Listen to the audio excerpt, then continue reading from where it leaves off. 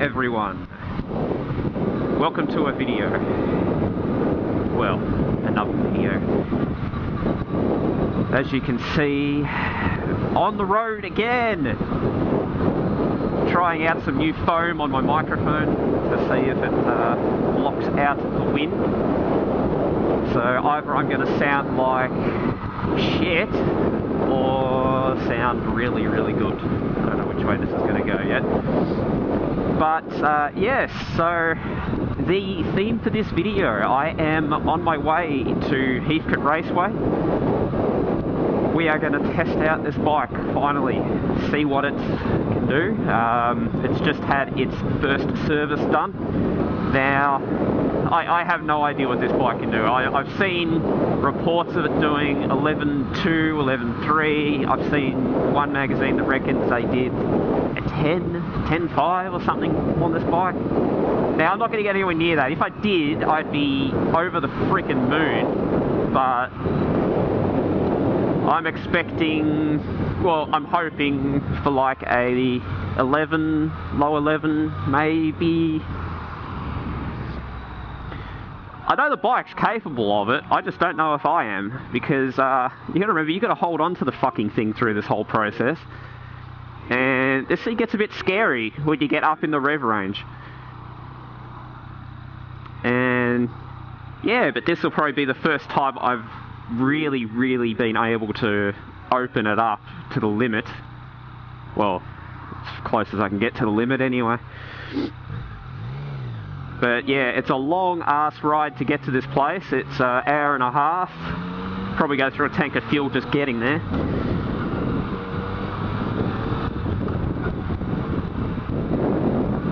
And just to forewarn everyone, no, there won't be any tyre burnout smoking action because I've never really done it on a bike before.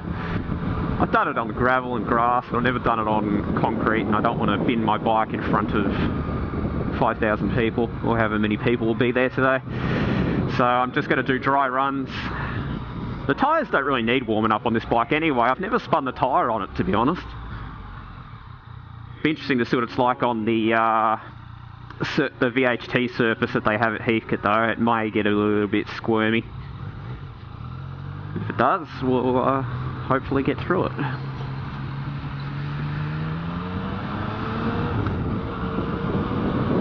But yeah, so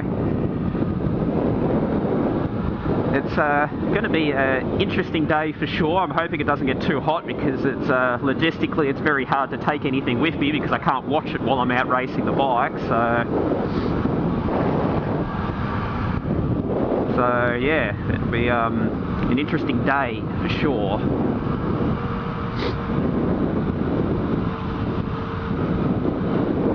But the chain's all clean, ready to go. I've oiled everything else, checked everything over. I'm hoping the bike doesn't have any issues on the way out there because it's a long ass way to get back.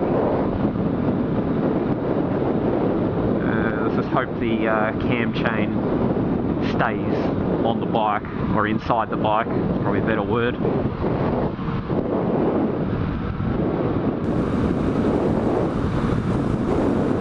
Anyway, more as it happens.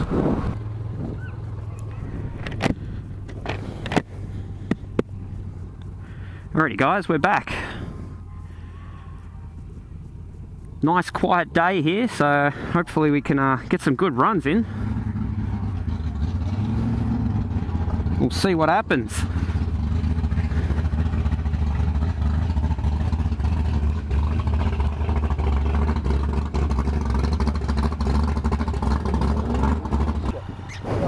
Nah, I'll be right. Sweet turning points on the right hand side. Well, you'll find, yeah, no, I've been here before. He'll find the fence sooner or later. The last one. Yeah. Right, away we go.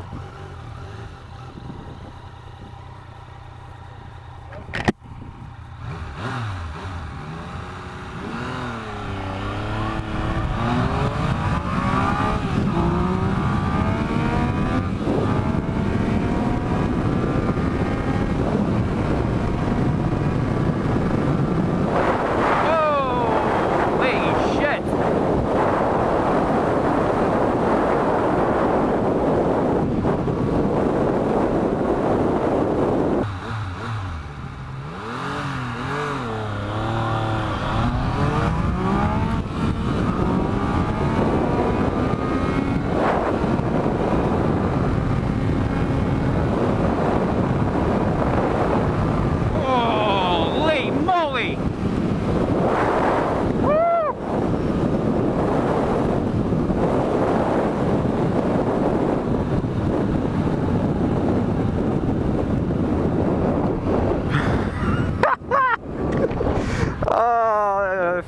friend. God, you're funny. Yeah, I'm getting stuck on that 190 ceiling. I might try switching it to standard. I'm just a little bit nervous about it because it's I haven't really used it that much yet, and the front end's going to go whee.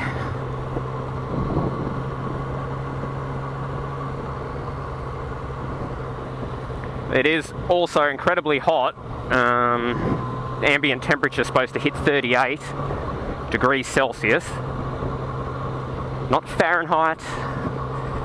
So bike's sitting at 96 at the moment, so it's sort of a bit toasty.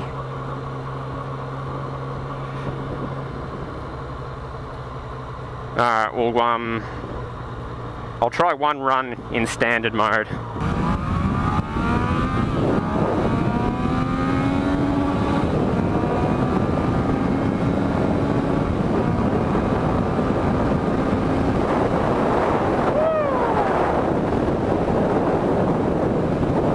For any of you guys that are wondering as well, like, most of the time I don't even touch the brake. That's how much engine braking this bike has. I'm just letting it ride against the engine and downshifting.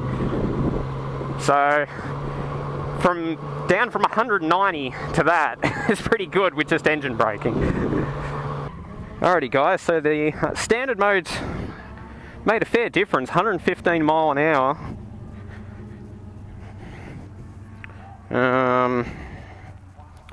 Yeah, so that's a fair bit more, which is interesting because on the dyno, standard and B don't look that much different. Oh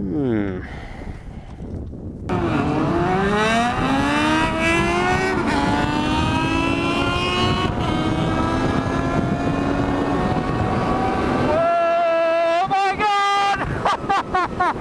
Holy shit!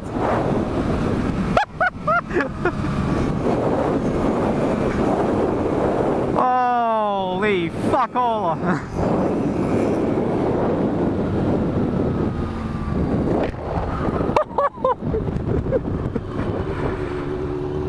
Oh, the head was shaking like crazy, and that was in 4th gear.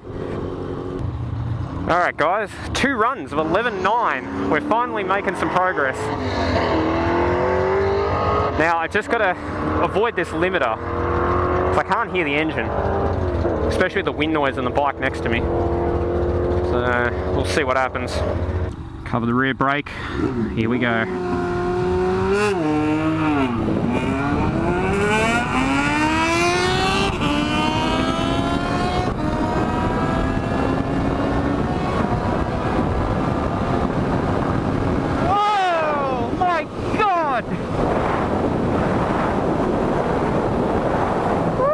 Down, kitty.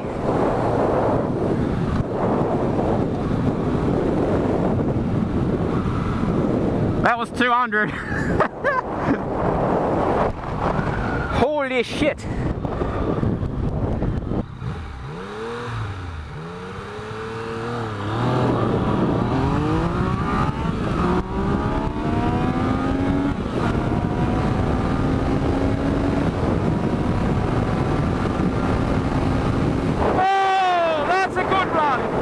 Yes!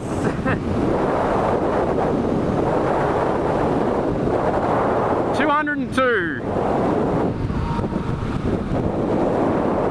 Woo! Break time.